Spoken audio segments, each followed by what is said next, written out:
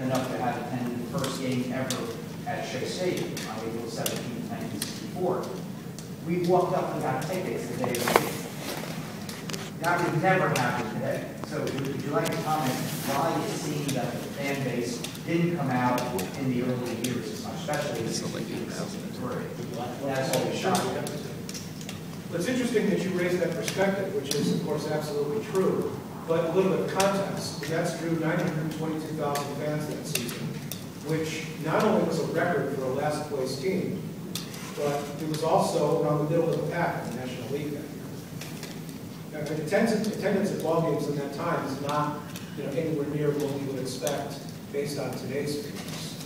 I mean, it's fairly common around the league to maybe draw 3,000 to 5,000 for a day game during the week, maybe 20,000 for a night game or a weekend game. So the Mets attendance, while we look at these figures today, wow, is that all? It's it really was not that much of an aberration at that time. Contrast that with the Giants. The last, as Peter mentioned, they historically routinely led the league in attendance for many years, but before they left in 1957, in 1956, they drew about 630,000 fans the entire season. And they barely broke 600,000 in 1957 for the last year.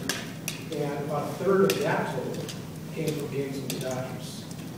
Without the Dodger games, the Giants attendance would be truly embarrassing.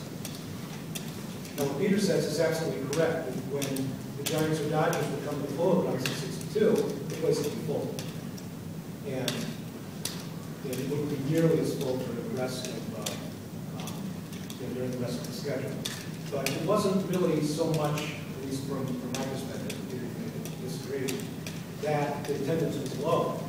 The attendance was about average for what you would expect baseball team to draw in the seasons. During the Mets' second to last game of the season at Wrigley Field, the Cubs and the Mets only drew 595